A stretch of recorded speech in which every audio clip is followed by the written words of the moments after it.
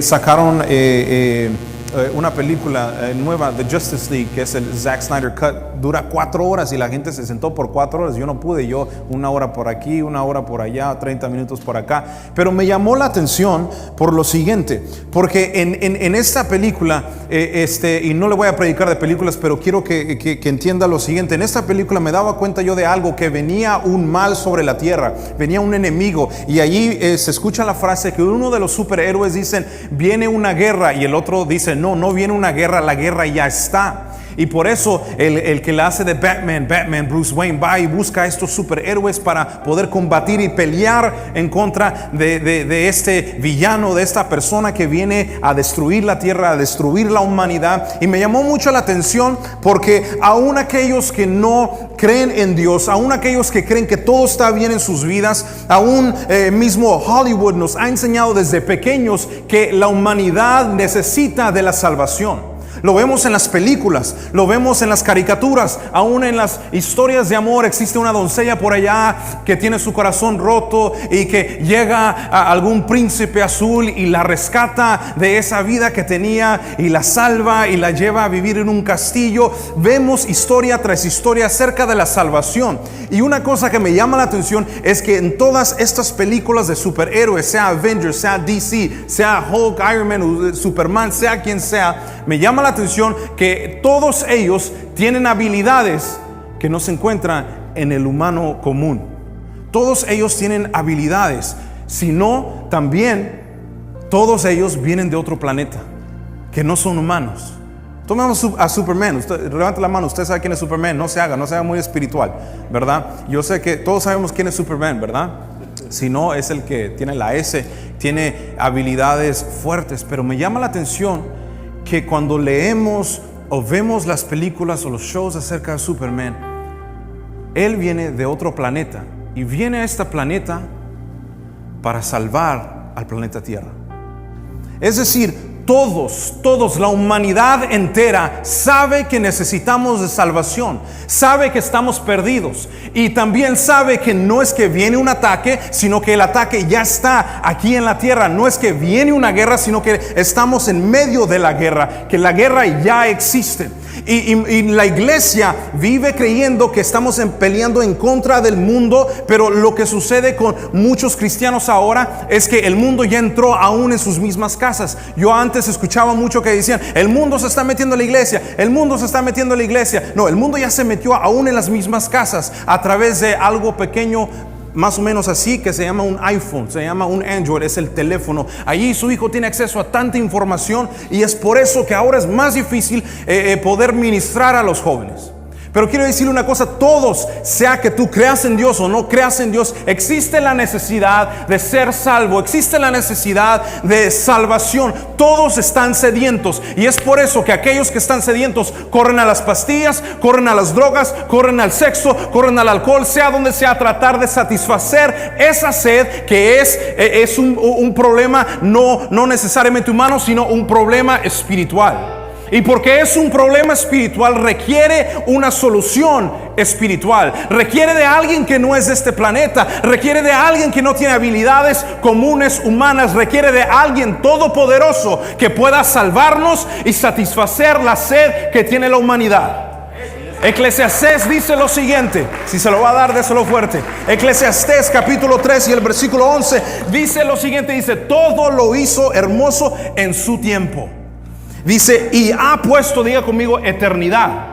Ha puesto eternidad en el corazón de ellos. ¿Quiénes son ellos? El humano. Ha puesto eternidad en el corazón del humano, de ellos, sin que alcance el hombre a entender la obra que ha hecho Dios desde el principio hasta fin. Yo estuve estudiando qué significa que Dios puso eternidad en el corazón del hombre. ¿Sabe qué significa? You know what it means? Significa lo siguiente, que Dios le dio la capacidad al hombre para entender en su corazón que hay un pasado, hay un presente y hay un futuro.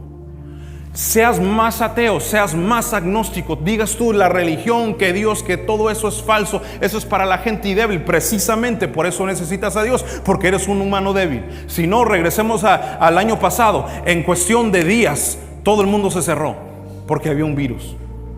Somos débiles y necesitamos de Dios. Pero en el corazón Dios puso eternidad en el corazón del hombre. Es decir, que no importa qué tan impío seas, no importa qué tan pecador seas, tú sabes, porque sabes en el fondo de tu corazón que existe una eternidad, que existe un pasado, que vino Jesús, que murió por nosotros en la cruz, que estás viviendo en el presente, que necesitas salvación, que tú mismo no te puedes salvar y que viene un futuro, viene la venida de Cristo, se aproxima una eternidad y tú sabes si te vas a ir con el Señor o vas a vivir una eternidad sin Cristo. Pero todos sabemos porque Dios puso eternidad en el corazón del hombre. ¿Cuántos dicen amén?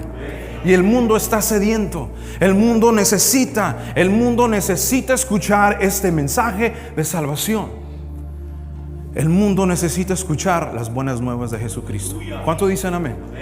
El mundo necesita escucharlo y lo hemos escuchado por tanto tiempo que aún nosotros mismos como cristianos ya lo hemos ignorado y pensamos que los demás están bien. No es que no lo quiero molestar, es que yo sé que me va a sacar una explicación por el cual la religión es falsa, que la Biblia es falsa, fue escrito por hombres. No, Dios no te encomendó a tratar de comprobar su existencia. Dios no te encomendó a tratar de comprobar de que la Biblia es real. Dios solamente nos encomendó una cosa y es predicar el evangelio a toda criatura, no importando si crean o no crean, pero nosotros vamos porque cuando predicamos entonces creerán.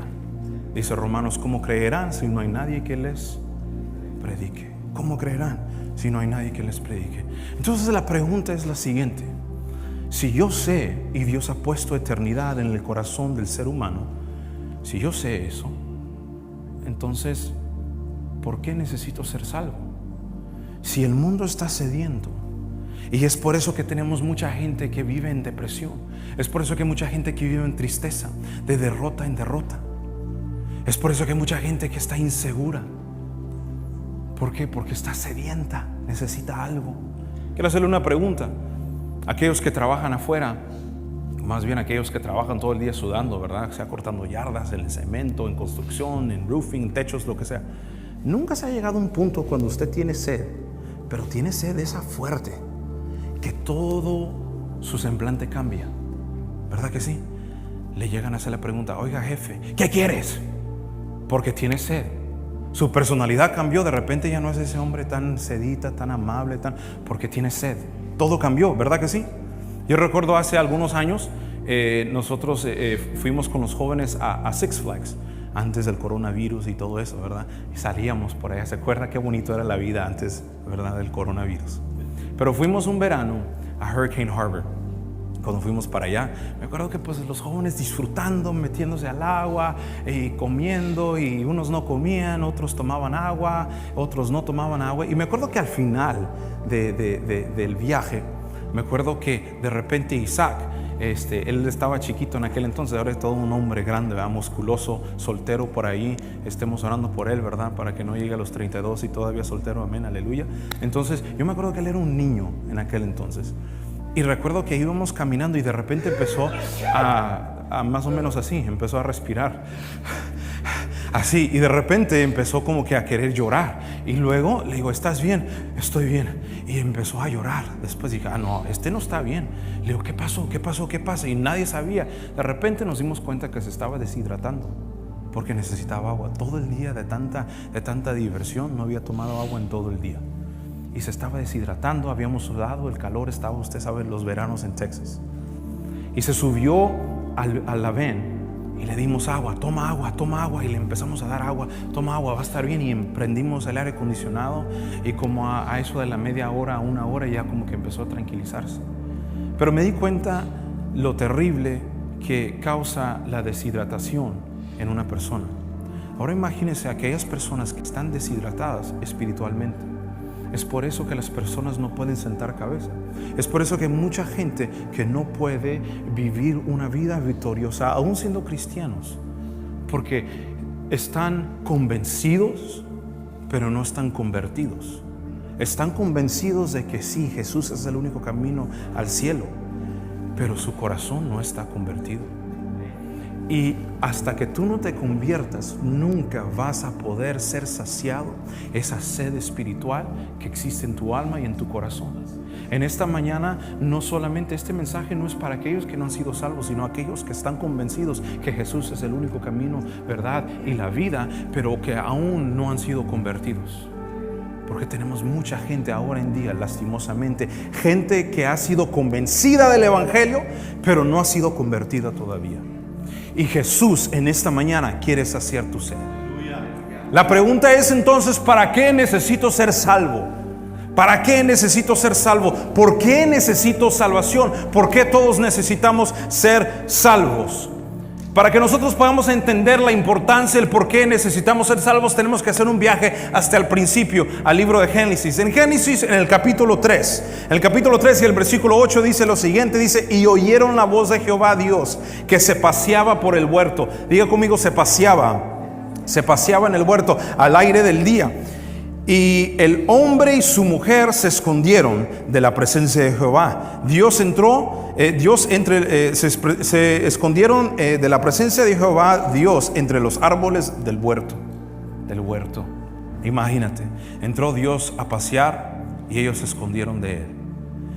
La palabra, cuando dice pasear, que Dios se paseaba en el huerto, viene del original y la palabra se pronuncia mitayek. Mitayek sugiere el disfrutar de compañerismo. Es decir, que cuando Dios entraba por el huerto a pasearse, él disfrutaba, ya había un compañerismo, ya había una relación. No es que fue la primera vez que decidió entrar al huerto y pasearse, sino que lo hacía a menudo, a tal punto que había una relación entre Adán, Eva y Jehová Dios mismo. Ya existía un compañerismo, ya existía una relación. Y me llama la atención que esto es exactamente después de que el hombre peca. Y dice la palabra de Dios que Jehová se paseaba en el huerto y Adán y su mujer se escondieron.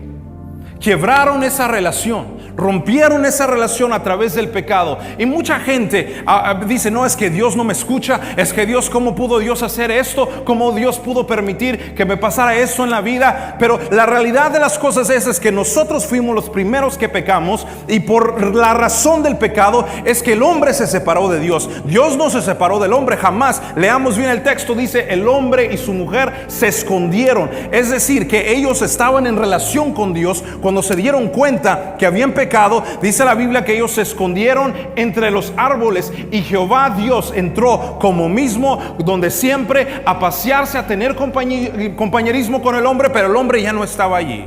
Es el hombre el que se aleja de Dios. Es el pecado que nos aleja de Dios. Es aquello que no agrada a Dios, aquello que no es santo, que nos aleja de Dios. Y por eso hay mucha gente que no puede acercarse a Dios, porque existe un pecado en el corazón, en el espíritu, que no te deja acercarte a Dios. Por más que tú trates, por más que tú intentes acercarte a Dios, no puedes, porque el pecado lo que hace es que te aleja de Dios. Y dice la palabra de Dios en Romanos que todos hemos pecado y estamos destituidos de la gloria de Dios. ¿Qué significa eso? Dice que todos hemos pecado y estamos separados de la gloria de Dios. Así es. Estamos completamente separados. Miren, le voy a explicar lo siguiente. Vamos a hacer de cuenta que el pastor, ¿verdad?, es Dios. No vaya a tomar allá la gente en medios sociales: oh, dicen que el pastor es Dios, ahí en la Filadelfia, tenga cuidado, ¿verdad? Entonces, eso es lo que sucedía. Estaba Jehová Dios y el hombre tenían una relación. Y entonces lo que sucedió cuando llegó el pecado, el hombre se separó de Dios. Dios se quedó ahí donde mismo, pero el pecado lo alejó, y lo fue alejando, y lo fue alejando, y lo fue alejando, a tal punto que cuando estás tan lejos, lo que sucede es que ves a tu alrededor y ya no ves a Dios. Dices: ¿dónde está Dios? ¿Dónde está Dios? Que me hable Dios. ¿Dónde está Dios? Y Dios está donde estuvo al principio, pero el que se alejó fuiste tú, fuimos nosotros, y nos alejamos. Todavía no. Ya se quería sentar, pero para que lo vean las cámaras, ¿eh? Y entonces lo que sucede es lo siguiente: que la salvación lo que hace es limpiarnos del pecado, a tal punto que podamos una vez más acercarnos a Dios y poder restaurar la relación que un día fue rota. Y así Jehová Dios pueda caminar junto con el hombre. Así Jehová Dios pueda pasearse en el huerto, ya no un huerto físico, sino el huerto que está en nuestro corazón. Amén. ¿Cuánto le dan un fuerte aplauso a nuestro Dios?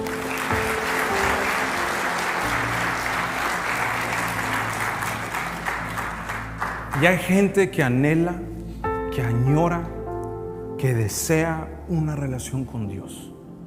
Yo hace unos días fui a un taller para que le hicieran algunas cosas a mi carro. Antes de irme al trabajo, yo estaba hablando con una persona y me dice, hey, ¿cómo estás? Le digo, bien. Le digo, aquí bien. Le digo, dándole siempre para adelante.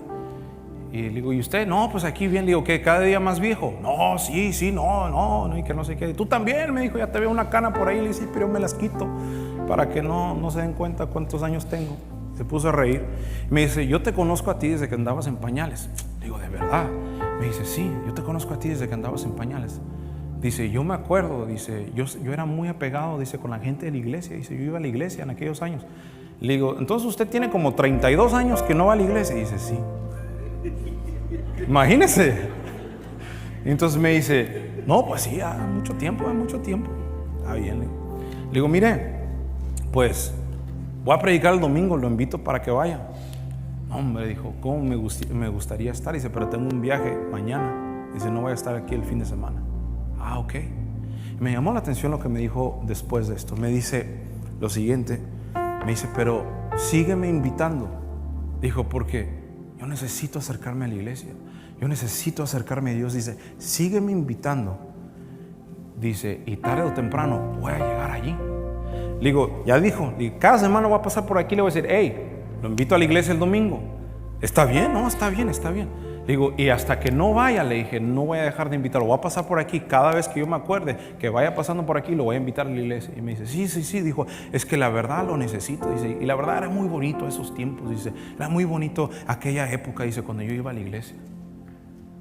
¿Se da cuenta que hay gente que está solamente en una conversación para regresar a la iglesia? Para regresar a los pies de Cristo. ¿Por qué necesitamos ser salvos? Necesitamos ser salvos porque necesitamos restaurar esa relación con Dios. Ahora, yo me haría la pregunta, el hombre rompió esa relación y dice la palabra de Dios en Romanos 3:23, dice, por cuanto todos pecaron y están destituidos de la gloria de Dios. ¿Qué significa destituidos? Es que estamos separados de la gloria de Dios. Todos pecaron. Pero cualquier persona inteligente diría, pues yo no pequé, fue Adán el que pecó, ¿verdad que sí? ¿Yo qué tengo que ver? ¿Por qué tengo que pagar los platos rotos de alguien más? Yo me acuerdo hace mucho tiempo, cuando Sergio era un niño todavía, y yo me acuerdo, si no me equivoco, mi mamá le dijo, Sergio, limpia el cuarto, necesito que limpies tu cuarto. Y Sergio pues era niño. Y le decía, limpia tu cuarto y ahorita te voy a hacer de comer. Era un verano, ¿verdad? Y no estábamos haciendo nada. Yo solo me acuerdo que mi hermano de niño le dijo a mi mamá, yo no les mandé a ustedes que me tuvieran. Yo no les pedí que yo naciera. Ustedes decidieron que yo naciera, entonces me quito de responsabilidad. Y me llamó la atención y nunca se me olvida. Pero de pronto hay mucha gente que piensa así, ¿y yo por qué? Adán es el que pecó, yo no. ¿Yo qué tengo que ver con eso? Pero la Biblia claramente dice, todos pecaron. La Biblia no dice, Adán pecó, no, dice, todos han pecado y están destituidos de la gloria. No es que van a estar destituidos, no es que estuvieron destituidos, no es que estuvieron separados, sino que presentemente, hablan presente, están separados de la gloria de Dios. Ahora bien, quiero explicarles lo siguiente. La pregunta es, ¿por qué tengo que pagar yo los platos rotos de alguien más? Yo recuerdo cuando yo jugaba los deportes, me pusieron como capitán sobre el equipo.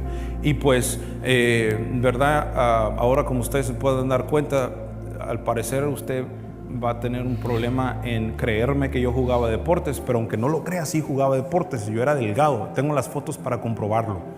Sí. Y recuerdo que me pusieron como capitán del equipo. Y como capitán del equipo, pues a veces me hacían caso, lastimosamente. Entonces recuerdo que estábamos corriendo y los que eran seniors, los que ya estaban para graduarse, me caían mal porque nosotros apenas habíamos entrado y se burlaban de nosotros, nos pateaban las pelotas, los balones, todo eso y le daban. Y yo me enojaba. Entonces una vez se me ocurrió, dije, voy a llevar vaselina y todos los carros de los seniors donde abren la puerta los vamos a llenar de vaselina para que se les quite. Entonces le digo a los demás, hey, agarremos vaselina, vamos a ponerlo en la puerta. Y del coach también, porque el coach tiene favoritos y andamos y todos, ok, hagámoslo, no, yo también estoy cansado, me molesta. Entonces agarramos vaselina y lo pusimos ahí. Y cuando yo recuerdo que yo pues salí por allí a la hora que ellos salían y dije, quiero ver la reacción de ellos. Entonces todos empiezan a abrir su carro. ¿Qué es esto? What's going on? Y empezaron a gritar y yo me hice como el que, ¿qué pasó? ¿Qué pasó? Bueno, yo me hice el que no sabía. Alguien puso que no sé qué, yo no sé qué es esto. Y como yo ya sabía, pues huélelo, es vaselina, no es nada, no te va a pasar nada. Pero ¿quién hizo esto? Estaban enojados. Entonces fueron y le dijeron al coach y al día siguiente entramos. Dice el coach, ¿quién fue el que hizo eso? Pues coach, yo no sé, de repente un travieso de la escuela. Pero ¿cómo un travieso de la escuela vas a ver los carros de todos los seniors? Dije, hombre, le hubiera echado a otros por ahí también para despistar. Dije, mi plan no me funcionó. Entonces me dijo, ¿fueron ustedes? Digo, no fuimos nosotros. No, sí fueron ustedes. Después alguien por allá, ¿verdad? Lo amenazaron. Dije, sí, fueron los freshmen. Y entonces no fueron a regañar a los freshmen, a los demás. Me fueron a regañar a mí. Tú fuiste el culpable. Yo no fui. Fueron ellos. No, pero tú fuiste el responsable. Yo solo traje la vaselina. Ellos fueron, yo no. Ellos fácilmente pudieron haber dicho que no. Entonces yo le dije, no fue mi culpa. Me dijo, es tu culpa porque tú eres el capitán. Tú pudiste haber parado eso. Dice, ahora a todos les toca correr. Y a todos nos tocó correr en ese día. Pero esto me recuerda un poquito acerca de Adán. ¿Sabe por qué? Le voy a explicar lo siguiente. En inglés el término se llama federal headship, jefatura federal. Ahora la palabra federal, federal, viene del latín que significa pacto. Diga conmigo, pacto. Viene de la palabra que significa pacto. Ahora, la Biblia habla acerca de personas en grupos, habla acerca de personas, no habla de personas en separación. Usted y yo nos vemos como personas separadas, ¿verdad que sí? Nos vemos como individuales, pero Dios nos ve como gente colectiva, colectivos, familias y en grupos, así nos ve Dios. Y ahora, bajo un pacto, ahora entendamos bien, la palabra pacto es el lenguaje que Dios usa para referirse a un grupo de personas en el cual Él tiene una relación con esas personas, ¿verdad? Nosotros vamos al Antiguo Testamento y tenía pacto con Jacob, tenía pacto con Adán, tenía pacto con X persona, y por causa del pacto, es decir, por causa de la razón, de la relación que él tenía, él estaba presente, ¿sí? Entonces ahora, sobre ese pacto, sobre cada pacto que Dios establece, también establece una cabeza. Diga conmigo, establece una cabeza.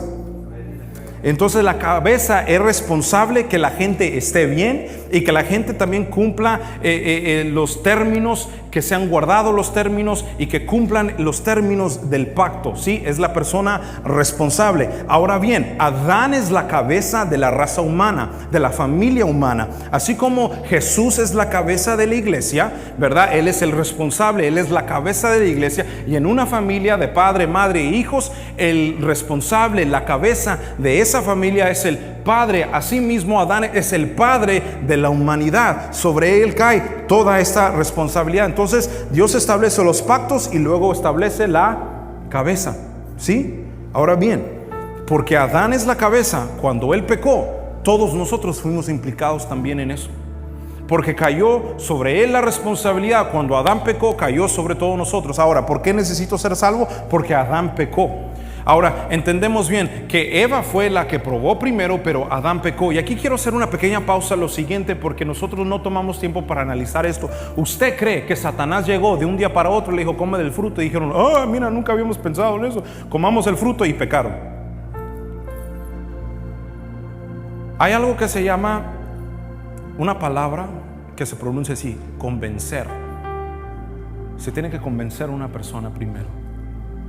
Cuando uno acepta a Cristo, cuando uno es salvo, uno dice, Señor, yo te voy a servir con todo el corazón.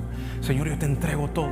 Pero poco a poco el enemigo va poniendo piedritas, va poniendo piedras de tropiezo hasta que empieces a caer y te vas alejando.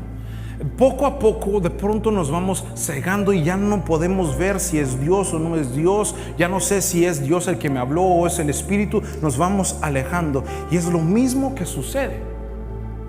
Llega Satanás y convence a la mujer. Y me llama la atención que Satanás no llegó a hablar con Adán, que es el responsable, que es la autoridad. No, Satanás evadió el orden de autoridad que Dios había establecido.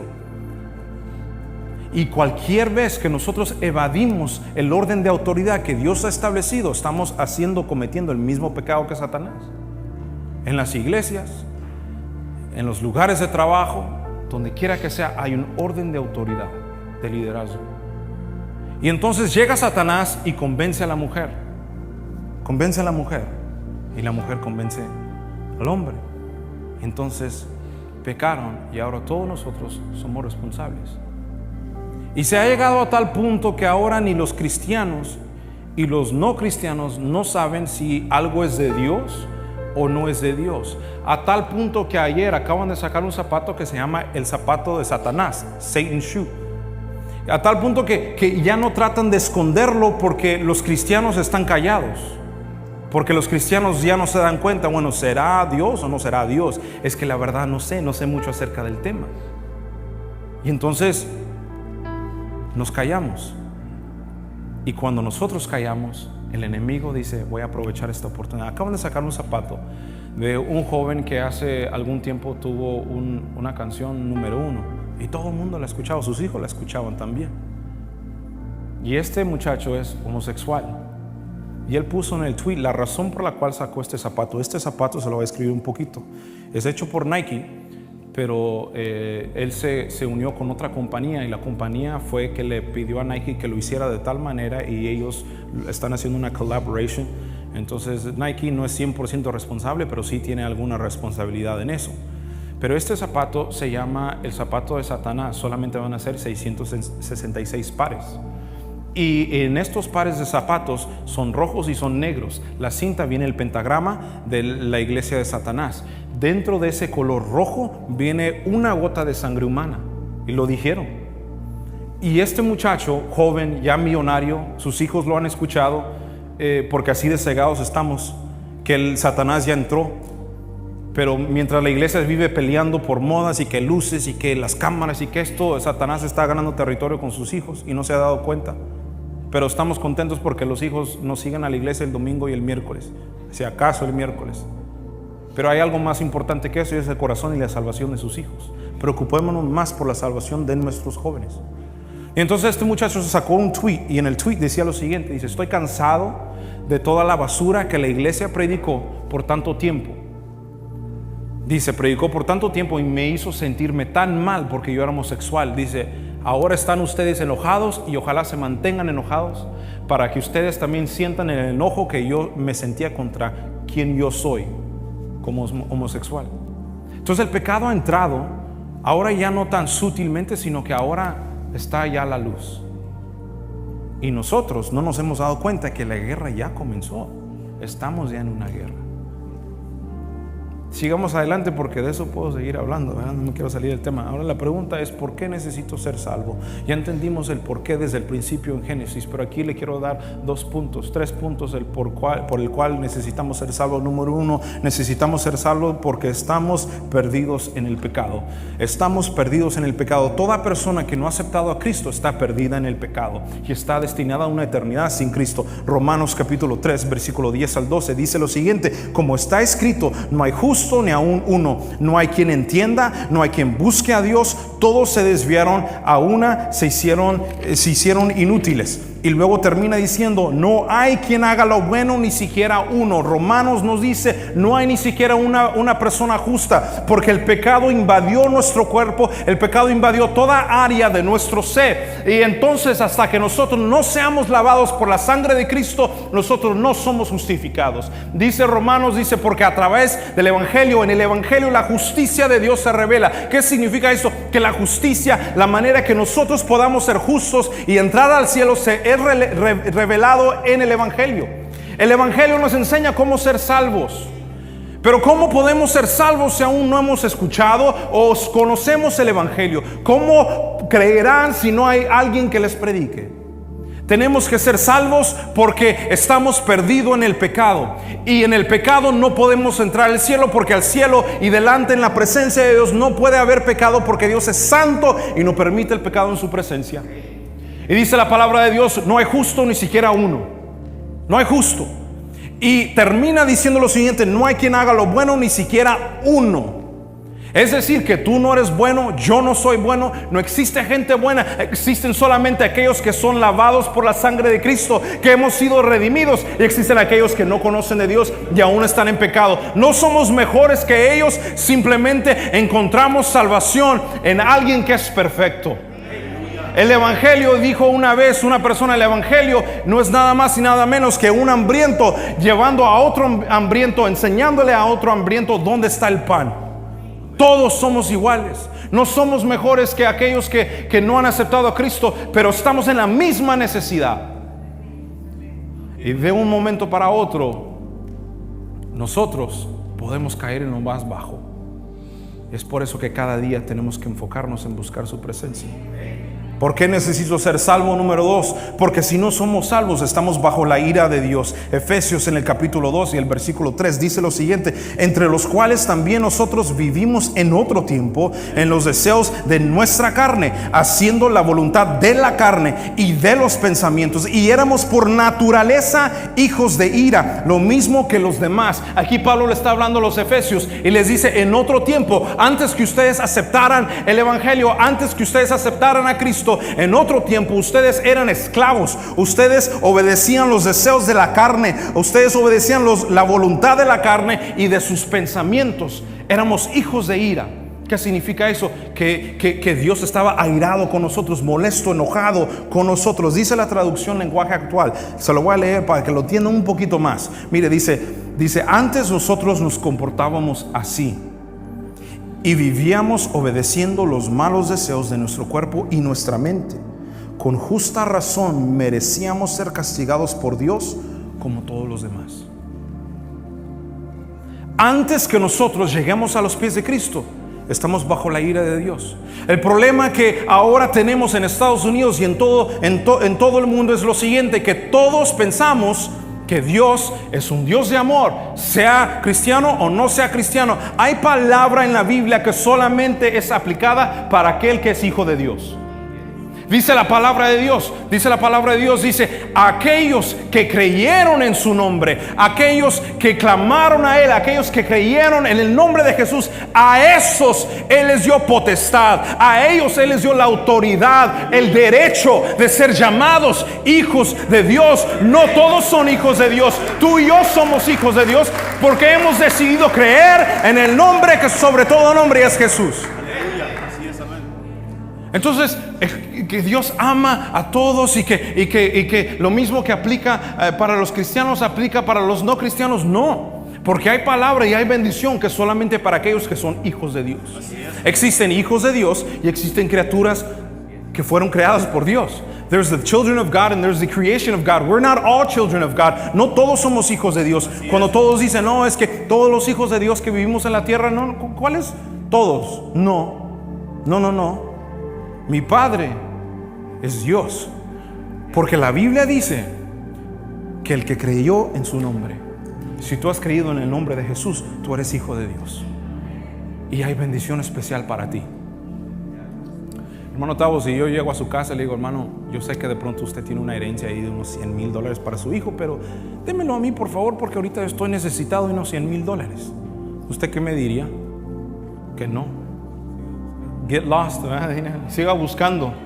Conmigo no. ¿Por qué? Porque no soy hijo. Pero si llega Jonathan y le dice: papá, necesito $100,000 y el hermano Tavo los tiene, ¿usted se los daría o no? ¿Se los prestaría? Dice: a lo mejor con interés, pero ¿verdad que no le dice que no? ¿Cuál es la diferencia? Yo lo conozco a él, nos conocemos de mucho tiempo, de muchos años. ¿Sabe cuál es la diferencia? Es que uno es hijo y el otro no es hijo. Y los que somos hijos de Dios tenemos el derecho de clamar: Abba, Padre. Tenemos el derecho de clamar y pedirle a Dios todo. Dice la palabra de Dios que si tú oras, dice, creyendo, todo aquello que tú pidas creyendo en el nombre de Jesús será hecho. No nos hemos dado cuenta que somos hijos de Dios todavía. Todavía vivimos con el síndrome del hermano mayor, del hijo pródigo, que el hermano mayor estaba celoso. ¿Y por qué aquel? ¿Y por qué esto? ¿Y por qué lo otro? Teniendo él todo el derecho de disfrutar de las riquezas del Padre, se enfocó en el hijo pródigo y dijo: porque a él le haces una fiesta, porque a él le das un anillo, porque a él le das un vestido. Yo te he servido tanto tiempo y a mí no me has hecho una fiesta. Y el padre le dijo, tú tienes acceso a todo. Hermanos, si tú eres hijo de Dios, tienes acceso a todas las riquezas de tu padre. Ya dejemos de vivir cheque tras cheque, que híjole, no hombre, ahorita ya van a llegar las 2 semanas, ahorita llegan las 2 semanas, no, hermano, y todos hemos vivido por ahí. Yo me acuerdo una vez, estaba tan pobre yo que vendí un reloj en $60. De verdad, yo dije, híjole, necesito dinero, ¿qué hago? No tengo dinero, es que uno no diezma, uno no, y el diezmo va a salir porque va a salir. Lo para el policía, me paró como 5 veces en ese mes, y ahí se iba todo el dinerito, no tenía nada, estaba yo rayado, nada. Entonces dije, Señor, ¿qué hago? Y me puse así, y estaba viendo yo en la computadora, y me vi el reloj, y dije, este reloj es de marca, me lo regalaron. Este reloj de marca vale más de $100, pero ya es usado. Y lo vendí por $60. Y ahí saqué mis $60 para echar gas y todo lo demás. ¿Y qué cree? A los 2 días ya no tenía dinero otra vez. Porque vivimos en una miseria de mentalidad, porque no hemos entendido quién es nuestro Padre. Este no es mensaje de prosperidad, este es mensaje de entender quién eres tú y quién es tu Dios. Y yo tengo derecho a todo. Las riquezas de mi Dios. ¿Cuántos dicen amén? Amén. Gloria a Dios. Dile un fuerte aplauso a nuestro Dios.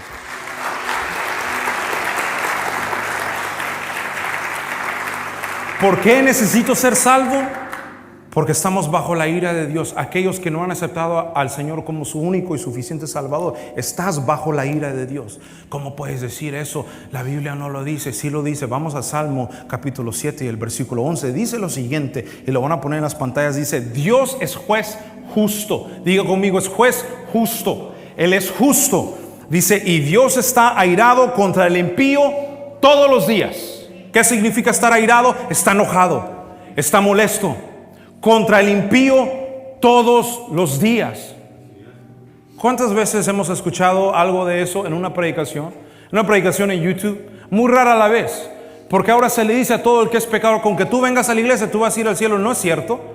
Dios está enojado, Dios está airado todavía. Merecemos su castigo hasta que no nos entreguemos a Cristo.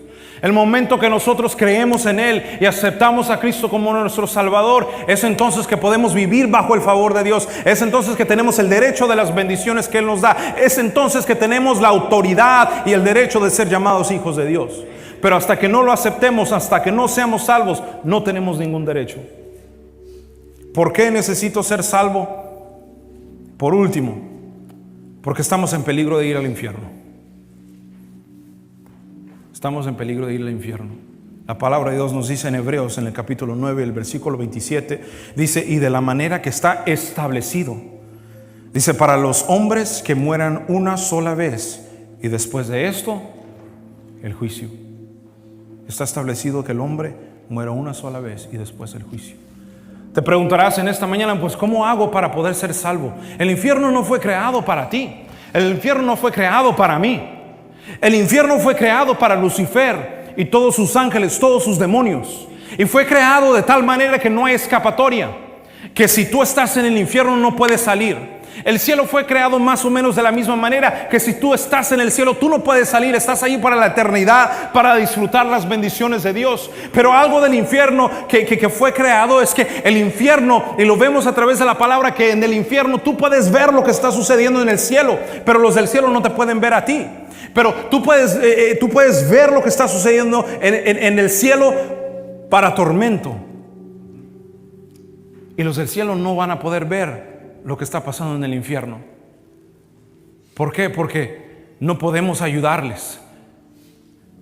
El infierno fue creado sin salida, fue creado sin escapatoria. Y quiero decirte en esta mañana, si tú estás batallando todavía con algún pecado, es tiempo de que escapes. Si tu estilo de vida no agrada a Dios, es tiempo de que escapes. Tú no puedes escapar en la eternidad, pero ahora es el día para escapar. Tienes que escapar por tu vida. Acepta a Cristo, entra en el cielo para que tú puedas disfrutar de las bendiciones de Dios. Escapa ahora. Ahora es el momento. La misericordia y el amor de Dios está aquí en esta mañana, que te dice: escapa. Tienes que salir corriendo de esa relación, tienes que salir corriendo de esos hábitos, tienes que salir corriendo. Ama tu vida suficientemente de entregársela a Cristo, porque Él no quiere que tú vivas una eternidad sin Él. Y el infierno no fue creado para ti ni para mí, fue creado para Lucifer.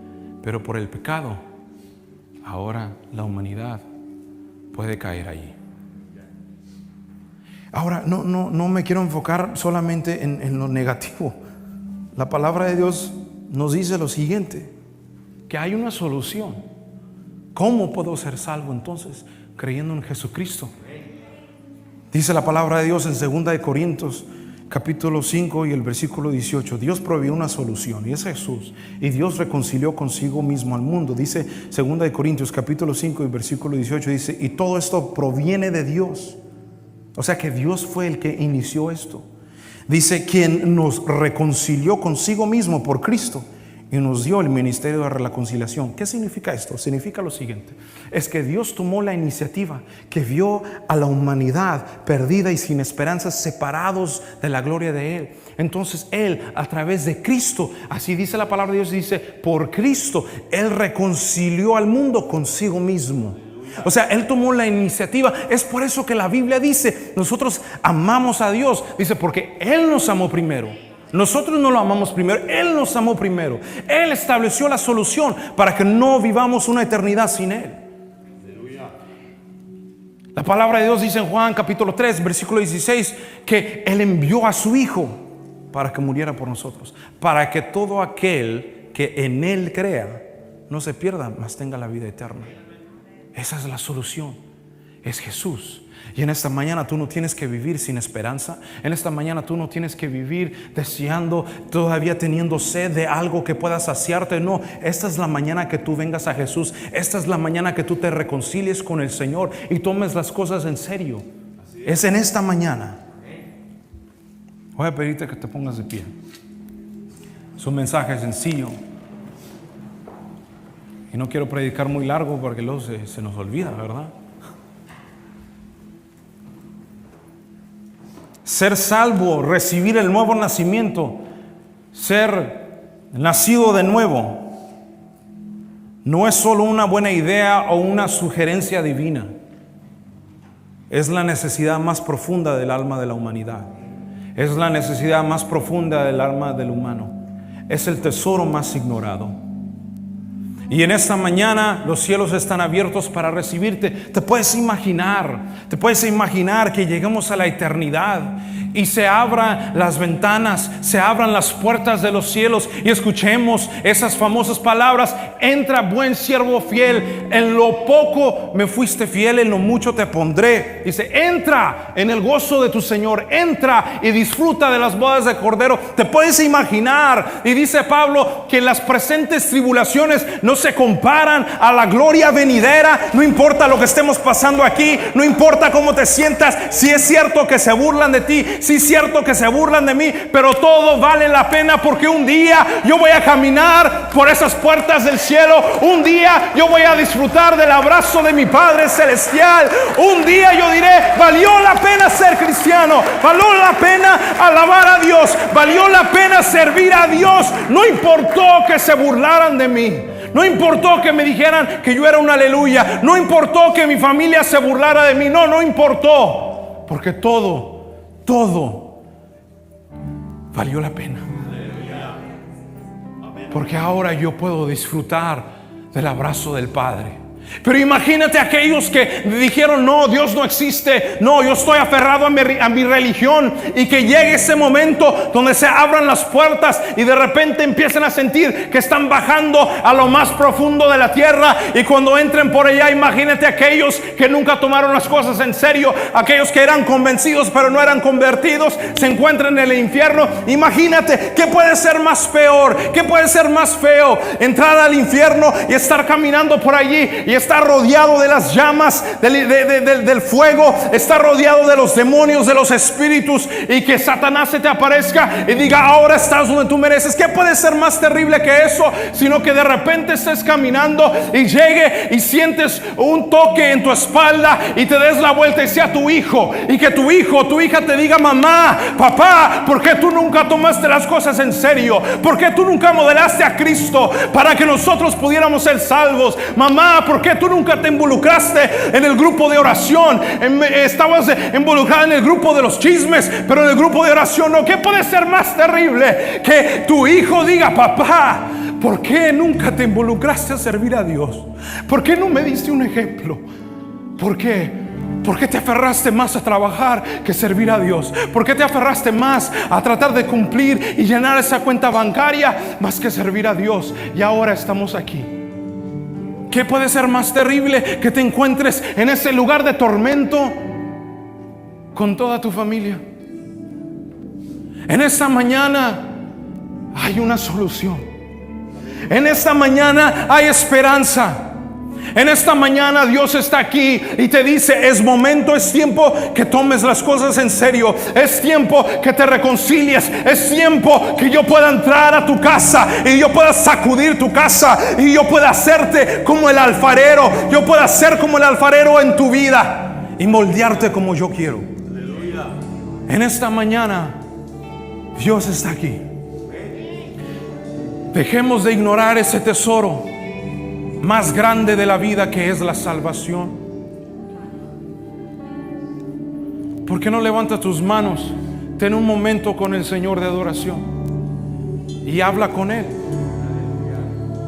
Hay gente que no puede ni levantar sus manos de tanto pecado y tanta opresión, pero en esta mañana toma un paso de fe, haz un acto profético y levanta tus manos y dice: Señor, yo voy a salir de esto. Ya me cansé de vivir ese estilo de vida. Ya me cansé de ser alguien en la iglesia y ser alguien con mi familia, otra persona. Levanta tus manos y dice: Señor, yo te voy a tomar en serio. En esta mañana mi casa será salva. Josué dijo: yo y mi casa serviremos a Jehová. Yo y mi casa serviremos a Jehová.